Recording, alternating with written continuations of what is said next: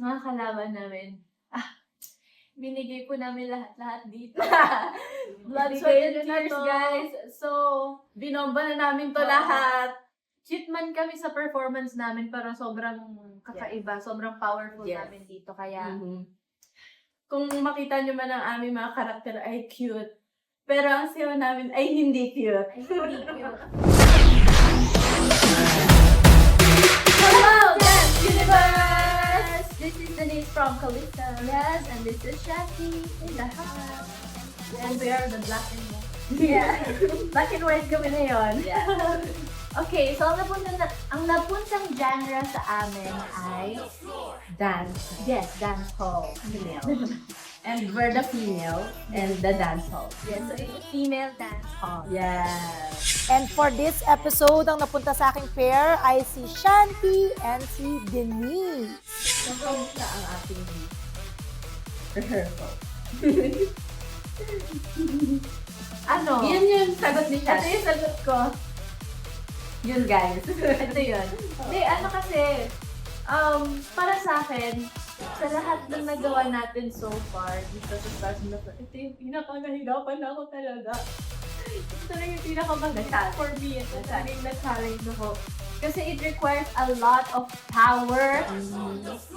And the floor, basta ang daming pinagawa sa atin na hanggang ngayon parang hindi ko alam kung paano ko siya nagagawa. Oo.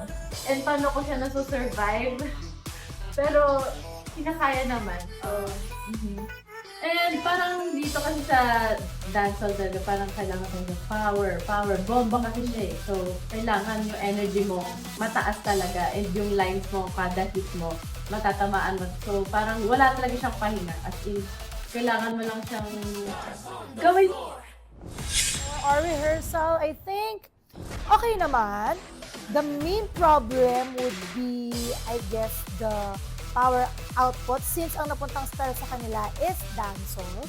And I kind of want to give them the female dancehall type of thing.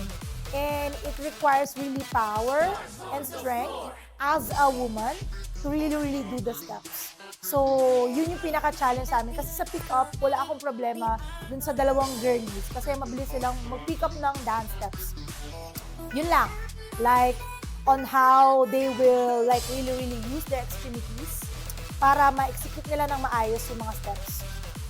Also with the levels, like with the ups and downs, kailangan i-carry pa ng mga girls yung mga paa nila para talagang makagalaw kasi because very athletic din at some point yung ease na meron sila for this episode. Nabigla ako kasi the first time, parang tinuturo lang yung step. Parang, oh, carry naman pala yung step. Hindi naman sabi ni Coach. Tennis na. Mas power pa. Mas ano pa, mas may energy pa. Ganyan. So sabi ko, anong klaseng power? So, yung first half pa lang, bigay ko na yun. Like, lahat na ng strength ko nandun. Tapos may another half pa rin hindi ko na nagagawa ng maayos. Parang, is na. But yeah, anyway, despite that, inaano ko na lang yung, sinasayko ko na lang yung sarili ko na pag nagawa ko to, ibig sabihin nag-level up na ako. So, ibig sabihin, na ako. Kahit hanggang legs ko yung mga kasi matangkad din ako eh. Matangkad ako. Levels kasi na. So, may levels na parang kailangan galing ka sa baba, tapos handalon ka, tapos mataas, tapos may split, tapos may something. Or kailangan pantay kami ni Shanti, ganyan. So, mas may effort ako kasi kailangan nila. And syempre, hindi ko rin naman hinayaan na parang maano din si Shanti sa akin na kailangan lagi ako yung ganyan. Tinutulungan ko din siya na ganito din yan para din maging magaan sa kanya. Na-appreciate ko naman. Ma-pressure na sobrang galing naman ito. Parang gano'n. To be honest, kung may part na nahirapan ako ituro sa kanila, I think yung mga floor works lang. Cause yun nga, they really need to work on with their levels from going down from a high position like quickly. So yun, siguro yun lang naman, but with the steps, I think they got it. Siyempre, wala kang choice. Parang mukha siyang madali. Pag tinignan mo, pero Pag finul-run mo na siya, parang gaganto ka na lang sa huli. oo, may part doon na ano eh, na sobrang nandalambot na talaga ako. Tapos pag titingnan ko si Denise, Nakita ko, talagang guys. nagigil. Sabi ko, wait lang!